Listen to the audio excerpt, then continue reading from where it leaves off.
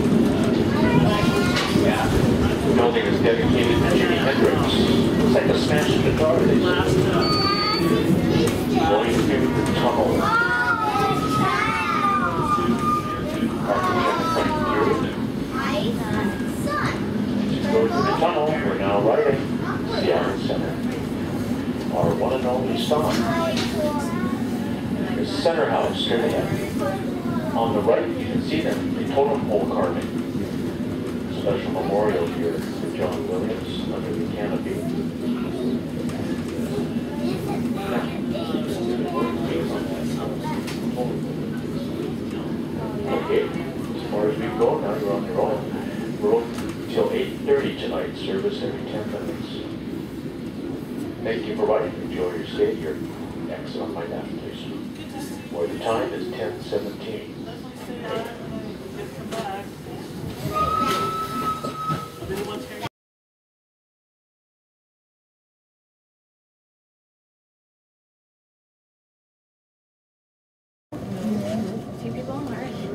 It's a really quick trip here, just 41 seconds to the observation deck at 520 feet, traveling 10 miles an hour as we go.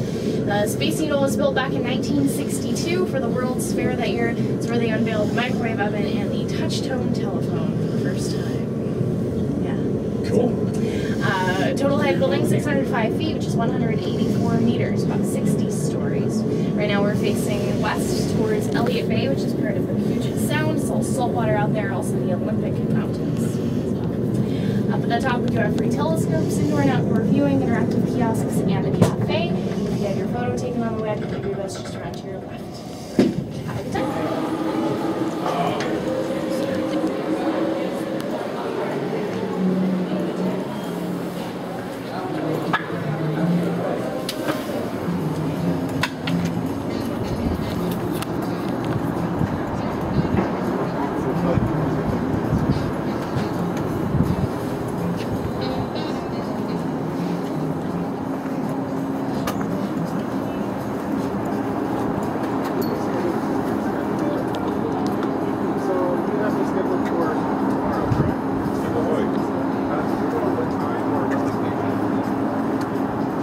Washington way over there. That's Lake Union.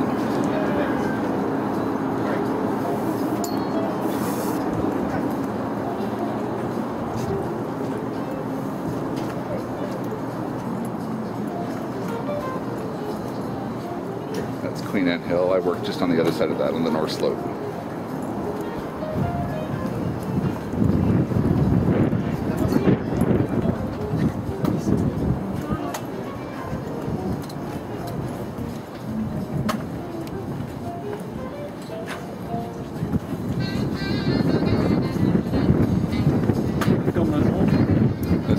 Elliott Bay from Puget Sound.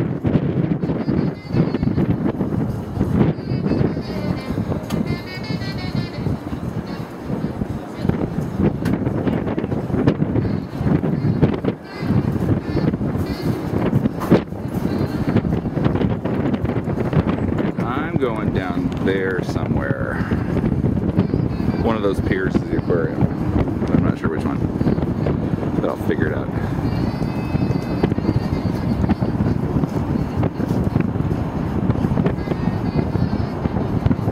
Maybe that one is the cruise terminal. I don't know, we'll figure it out. So anyway, that's the sound. There's a ferry coming in.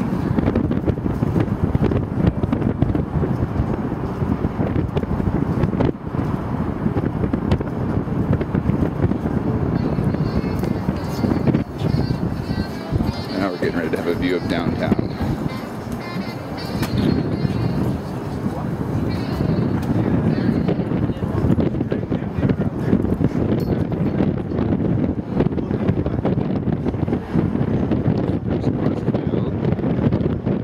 There's Safeco. There's downtown.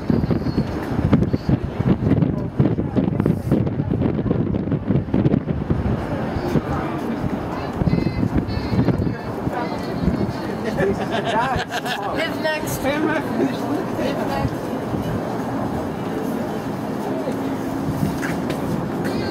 Oh, you're fine. A lot of stinky French today.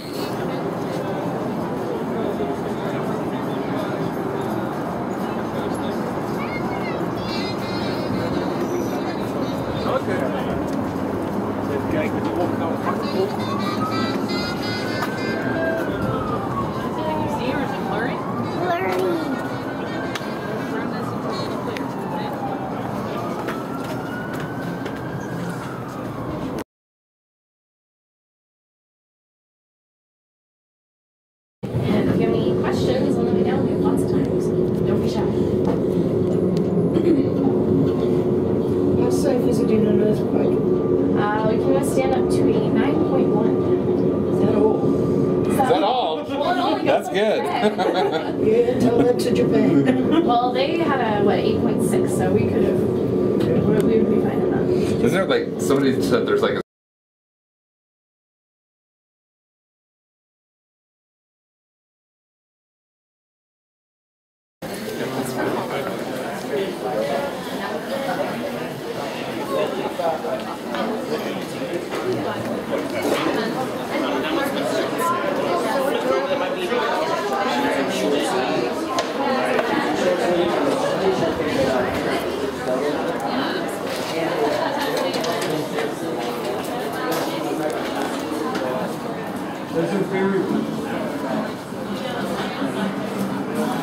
found it.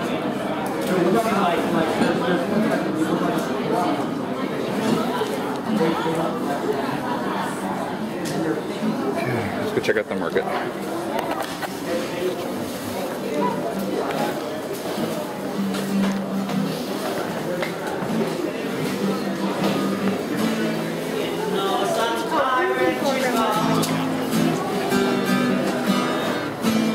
It's not warm when she's away.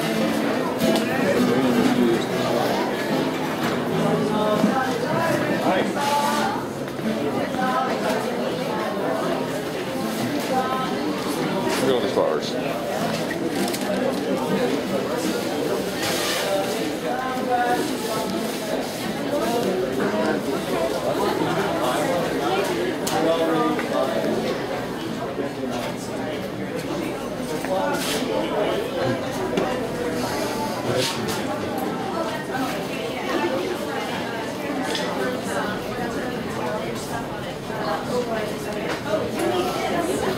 That's what she's making.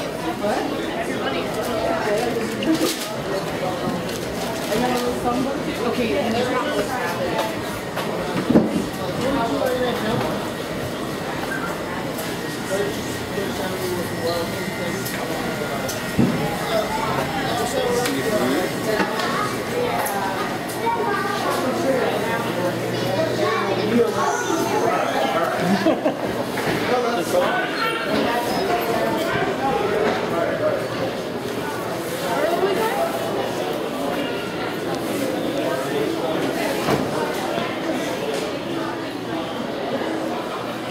going to the aquarium now.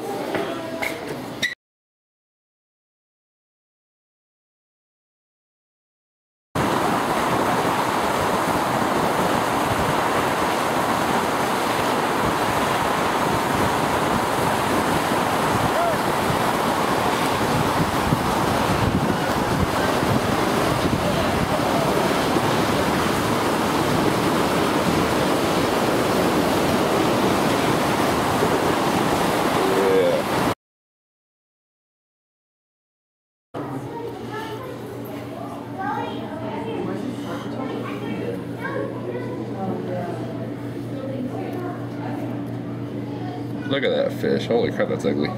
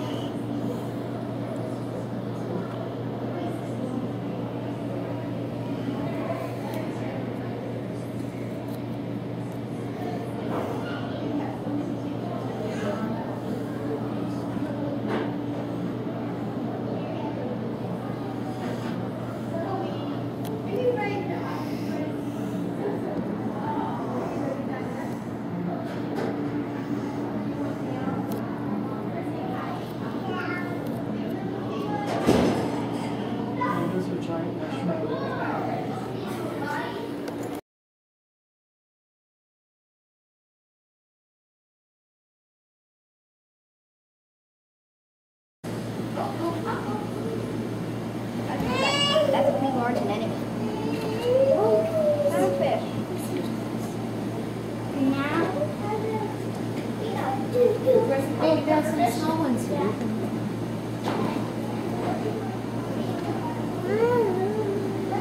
that guy's got a fishing hook on my What's his name?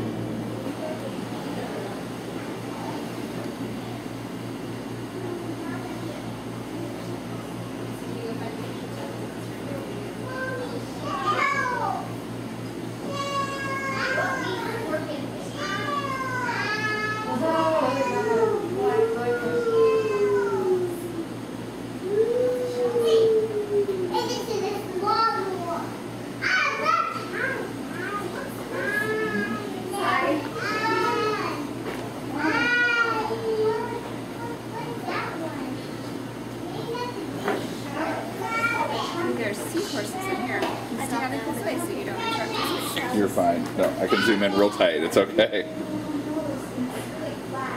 Just see seahorses. See how their curly tails hanging on to things?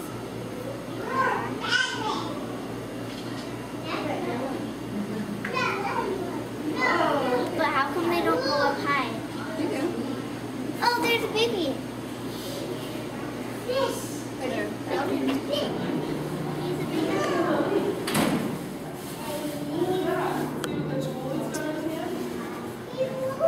Don't sit on the stairs, please.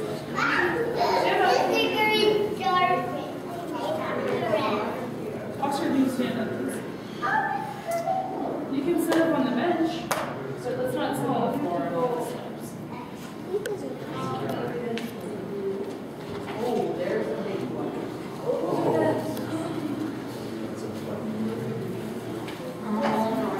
You tired? You guys need naps or something?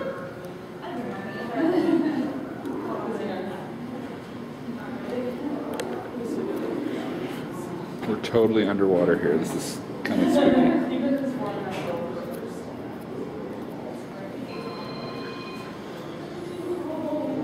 There's a worker out there scuba diving for something.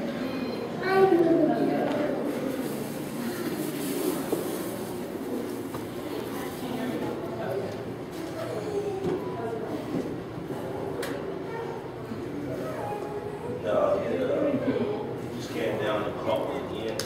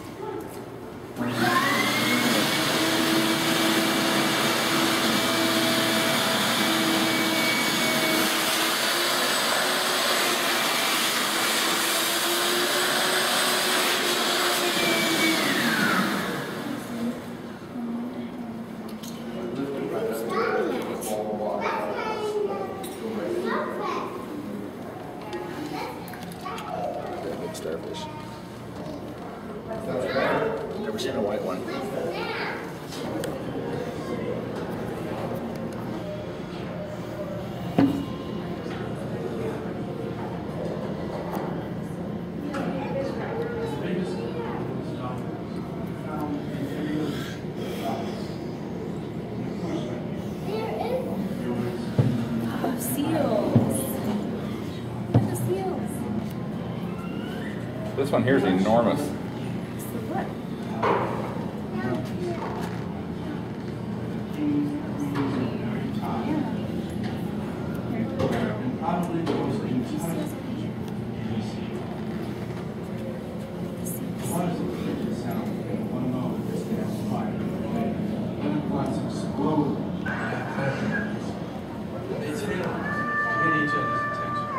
That's a sea otter. It's hard to say. But we do know they really enjoy.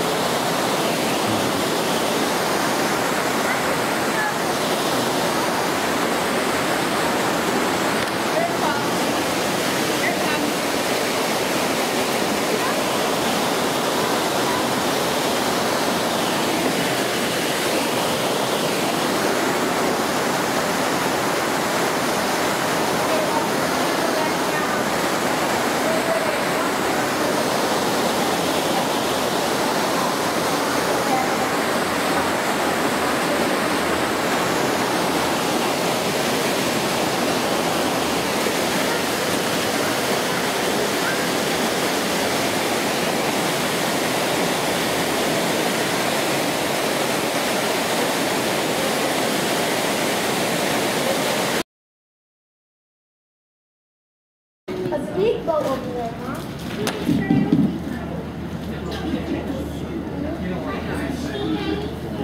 Well, welcome aboard the Lady Mary, everyone. My name is Nick. I'm going to be your tour guide today. Today is, I think, the sunniest day we've had in Seattle since 2011 started. So, good day to be on a boat. All right. A little bit of warning to those of you on the stern. We've had some rain the last couple of days. That rain water is stored on the roof. Now, as it's windy, it may blow on you. So, just so you know.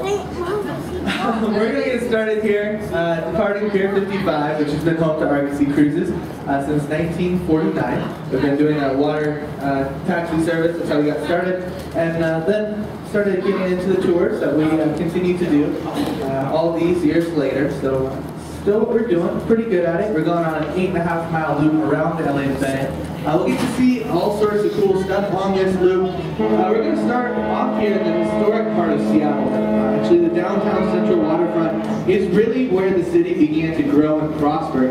And originally, this area was all home to the shipping industry. Boats about the same size as the Lady Mary used to pull into port along the waterfront here. They'd be full of cargo, merchandise, things like that. Everything would be unloaded and then stored in one of the many warehouses that are built up on the piers. Seattle's weather is not always nice, so we have to protect everything in these big old warehouses built on the piers. Starting in the 60s, everything kind of got moved down to the southern end of Elliott Bay as far as the industrial shipping industry is concerned. It got bigger, eventually outgrew our downtown waterfront, so we were left over with kind of what we have today. Lots of shops, restaurants, fun things to do down here. So now we have a showcase waterfront.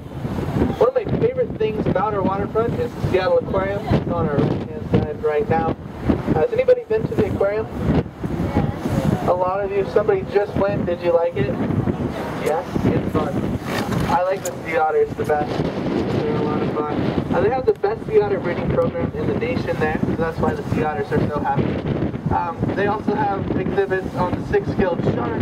They've got some on the giant Pacific octopus, all sorts of great Northwest wildlife can be found at the aquarium. It's a really wonderful place. If you haven't been yet, I really suggest you should go, and if you've been, you can go again because it's so much fun. Another fun place to go is Pike Place Market. That's in view, also directly off our right side. It's a long yellow building with the green roof on it, just above the Rays Freeway. Pike Place has been in Seattle for over 100 years now, 103 years I believe, which makes it the country's oldest continually run outdoor market. It got started originally to kind of counteract the rising costs of produce that were being experienced in Seattle in the early 1900s. Market originally got started. They brought all sorts of stuff in that sold out almost immediately, and that's when Seattle realized that this is a great idea. They've kind of been doing the same thing ever since. Today, farmers bring stuff into the market every single morning. You also find the freshest fish there, the most beautiful bouquets of flowers, and definitely the best people watching for sure. Lots of interest. Seattleites like to hang out at the market. You hear all sorts of music, by street performers, good food, all sorts of great stuff can be found up there. And it's definitely worth taking advantage of. Now the next thing that we're going to see is a very long pier. This is Pier 66. This is our first cruise ship terminal that was built in Seattle, by the Port of Seattle back in 1990. This was before they had any contracts between any cruise lines and the Port of Seattle. Nobody was coming here. They built this very nice terminal that we're passing by to attract the industry here. It actually sat vacant for 4 years. Nobody came to Seattle until May of 2000. And so for 4 years, this very big, very nice dock actually sat vacant.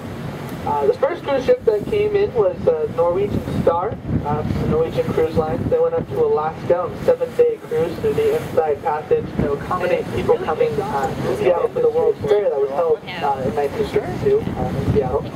And so it was this great idea. They're going to build this really nice hotel on a pier, and all these people are going to come and stay here during the World's Fair. Unfortunately, though, they didn't finish their hotel until a few weeks after the World's Fair was over. They had a bunch of construction delays, so to kind of set them off on the wrong foot, they started attracting guests by advertising that you could fish out of your bedroom window. It's the only hotel built out on a pier that you could possibly do that. And it works really well. People came from all over the world to fish there.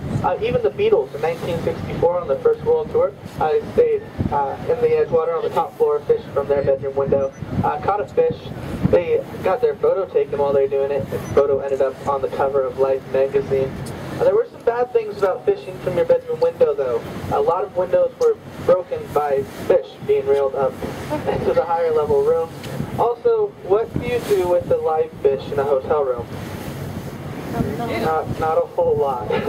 Some people would try and keep them as pets by turning their bathtub into an aquarium. Didn't work out too well for the fish. Other people would hide them in their rooms. Some people would throw them back, but most people cause mischief, and that's why the hotels got rid of fishing from your bedroom window, and the agents can't do it anymore, sadly. The pier we're going by right now is Pier 69. It's the newest one along the waterfront. You can see a Victoria Clipper catamaran docked there. That is a very fast boat. It takes people up to Victoria, British Columbia in about 2.5 hours. If we were to take this boat right now, we didn't get there right around when the clubs are closing. So they're fast, we're not, and that's why if you want to go to Victoria, you should take their boat. The next pier that we have is Pier 70. This is the oldest pier that's still standing on the waterfront. It was built around 1900. It's been a lot of things over its lifetime. It started off as a cannery for the fishing industries. It was a disco in the 60s and 70s, very popular disco. It's where they filmed The Real World when that happened here in Seattle at the end of the pier. Currently it's a restaurant, law office, and parking garage. One of the better restaurants down here along the waterfront too. On nice days you can sit outside and get a great view of the Elliott Bay. Let's take a look at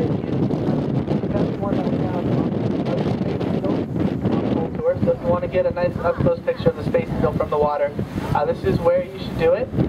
I'll talk more about the Space Needle a little bit later on. For now, I want to talk about what's in front of it along the shore is the Olympic Sculpture Park. This is one of the She did all sorts of work to get Seattle public spaces, public parks, and things like that. One of the most famous of her parks would be Gasworks Park up on the north shore of Lake Union, if anybody's ever seen it. It's an absolutely beautiful park along Lake Union. But because of projects like Gasworks Park and others around the city council decided to name this park in honor of her. And as you can see, it is a wonderful gathering spot for people. During the summer months, when the weather's really nice, we have all sorts of different festivals and stuff down here along the water at Myrtle Edwards Park as well. Now there's a very big hill behind Myrtle Edwards Park with 3 TV antennas on top of it. That's Queen Anne Hill. That's Seattle's oldest residential community. First people that lived up there were Native Americans. It used to be a seasonal campground for the Duwamish and Spanish tribes. They would spend their summers there, take advantage of the fishing along both shores, saltwater here, and then the freshwater over on Lake Union on the other side of it. So abundant fishing, abundant resources, so they would spend their summers there. The first white settlers to move there started moving in around the 1860s. This used to be a suburb of Seattle. There was actually another hill where the Space Needle is today that really blocks Queen Anne Hill off from everybody else. So they were very secluded at the time, and there's some more wealthy people that started moving up there. It got its name that it has today from the original architecture that you would find up there. It's Queen Anne style of architecture. Very, very big, very nice homes were originally built up there. Today, it's mostly condominiums. They've packed a lot of people in to Queen Anne Hill. It's a very desirable neighborhood to live in, mostly because of the views. You can see pretty much something pretty from any direction you look. To the south you have Seattle skyline, and on a clear day you can actually see all the way to Mount Rainier. To the west you have Elliott Bay and Puget Sound and the Olympic Mountains. To the north you can see the Cascades, and to the east you can see Lake Union, Lake Washington, and the Cascades as well. So lots of pretty things to look at. In fact, one of the most famous views from Seattle can be found up there. Does anybody remember the show Frasier? Yes. Frasier Crane would have lived about halfway up the middle TV antenna had he actually lived in Seattle. That's where they got the view for his apartment. Next, we are passing by our grain terminal. This is Terminal 86. It was built in the late 60s, opened up in November of 1970.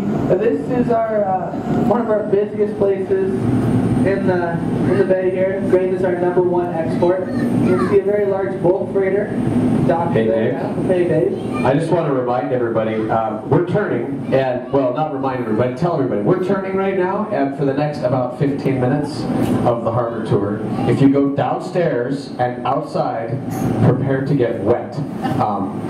The wind is going to blow at us, and we're going to go over a bunch of big bumpy waves. And if you are outside downstairs, you might get wet for about the next 15 minutes or so. Good to know. Thanks, Dave. Terminal 86, very busy place. You can see the silos there that make up the terminal. There are 64 of them. They can hold up to 4.2 million bushels of grain. All that grain is grown in the Midwest states, brought to Seattle by train, then will eventually be shipped out.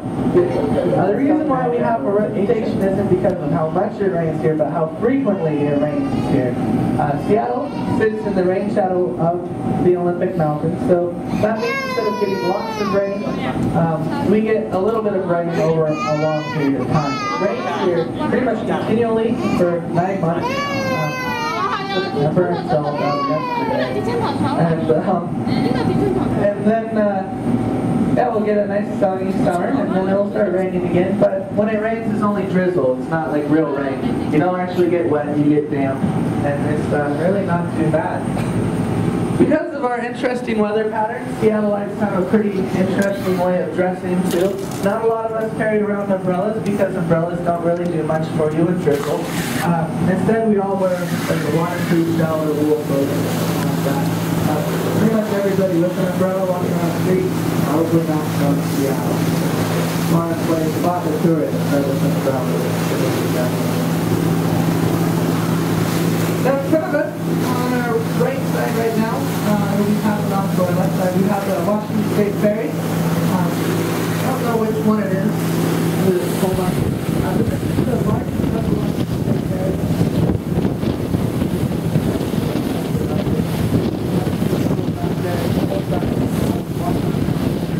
And about 250 cars. It's working on a commuter run between Bakeridge Island and downtown Seattle. It's actually the busiest commuter run ferry in the entire country. Washington State also has the third largest ferry cruise in the world. So we've done a lot of boats going back and forth across the Puget Sound. If you want to take a ferry ride from downtown, Pullman Ferry Dock, I will pass it later on in the tour. And as a walk-on passenger, the fare is only about $7.50. To get somewhere and to get back, it's free. So it's a pretty good deal. Not too expensive to get most places. And a great way to see more of the surrounding neighborhoods and island communities, which are a lot of fun. Definitely worth checking out. Now we're going to continue along. We're actually passing over the mouth of Elliott Bay right now. This is a beautiful view. Port side is Elliott Bay. All of the water on our right and starboard side is the Puget Sound. The difference between a bay and a sound has to do with how many openings that body of water has. Anyway, with that also is kind of the part of the tour where I set down the microphone, gives you guys a break to the ambient bar here. You can get yourself a drink. We also have great views of downtown skyline. I'll tell you a little bit about the building back on the microphone.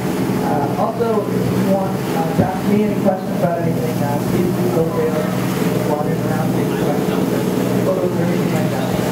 I'll be back on the microphone. At the south side.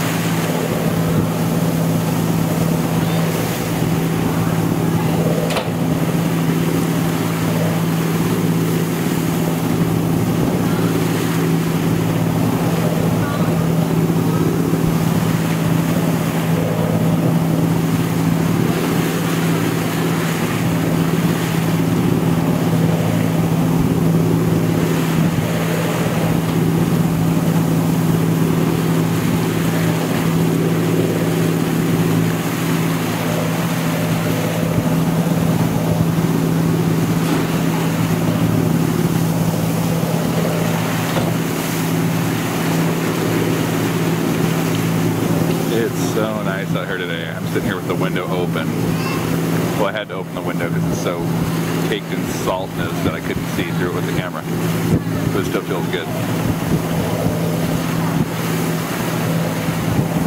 And all that cloudy crap, that's Everett. That's what I'm going home to. It's raining there all day long, but down in Seattle it's actually sunny. As soon as I get back to Everett, it'll be pouring.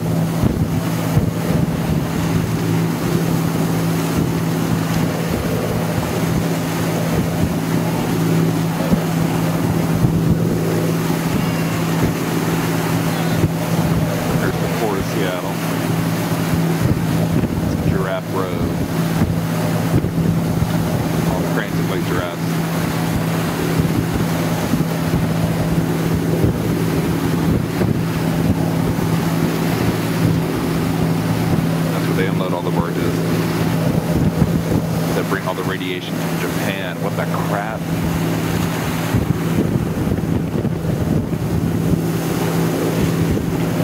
I wonder if he has radiation.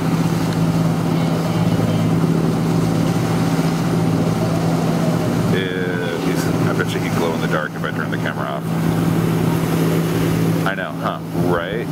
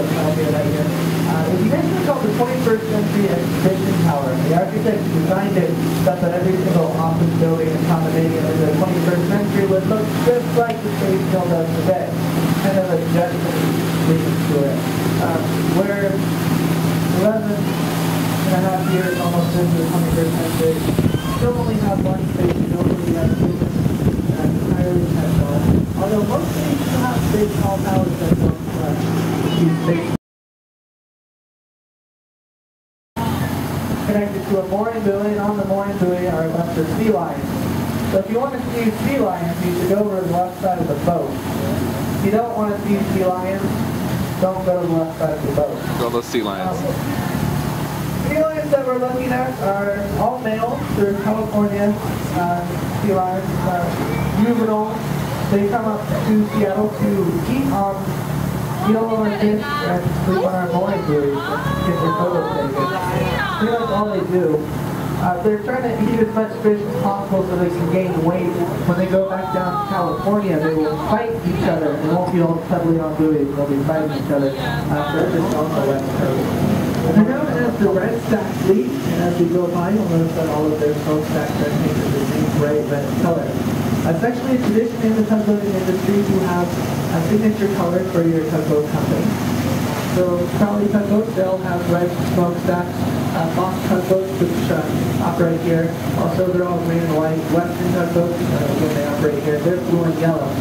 Now the tradition started very long ago, before there were any sort of radios to communicate between ships, also before there was any contracts between tug companies and shipping lines. The way tugboats used to get business was to literally race for competition to incoming cargo ships. The first one that got there would win the contract and do the work for the day and make the money.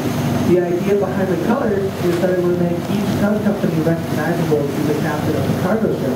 So if that captain wants to work with a particular tugboat company, say Crowley, then they could recognize the red smokestacks from a greater distance and then steer their cargo towards that tugboat. That would give Crowley the advantage in the race. And so that's why they all have their own signature colors. That's also why coming up here pretty soon, I believe it's May 10th this year, we will have our annual tugboat race. This is one of the best days in Seattle. All the tugboats that work in the bay take a couple hours off. They gather around the downtown waterfront, right around Pier 70 or so, and then we'll have a mile drag race down the waterfront.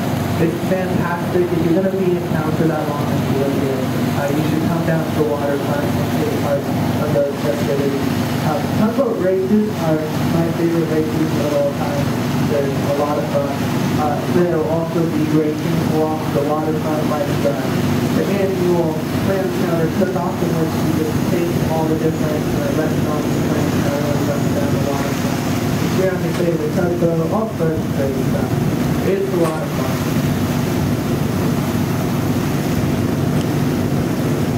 So we're going to be entering into the east waterway of the Duwamish River for a little bit. So we've actually been passing Harbor Island for quite a while. We'll get to look at it some more. Still on the right side. Now in the east waterway of the Duwamish, we have a very large blue container ship that starts flying Kansas City, first one in. But this is modern day shipping. This first vessel is probably 1,100 feet long, which would make it the tallest building in the skyline by over 100 feet if you stand up on that. It can hold right around 4,000 to 5,000 what are called TEU. It's 20-foot equivalent unit, that's what TEU stands for. You can see a bunch of containers on the side there. The smaller ones are the 20-foot ones. So they rate how much these can hold based on how the 20-foot unit. This one's probably rated for about 5,000 or so, which is just incredible. The draft of these boats is very, very deep too. They have about 36 feet of boat under. They're expected to pick up and move one of these containers every 60 to 90 seconds. Each one of those can weigh upwards to 40 tons, so that's a lot of stuff that they're expected to pick up and move, and not break every minute. They can work in different shifts and get this boat unloaded and reloaded in about a day and a half. That's how long it takes for them to do all of that. They don't like to be in port for very long container ships because it's very expensive. They're not making any money while they're sitting here getting loaded and unloaded. So they like to be loaded, unloaded as quickly as they can so they can get back out to sea and start making money again. Seattle is actually a very, very busy port in the United States. We're the third busiest port in the United States, importing about 95% of the goods produced in Pacific Rim Asian countries, places like China, Korea, or Japan. Pretty much everything that says made in China, Korea, or Japan has been to Seattle at least once in its life. That's because we're one day closer sailing time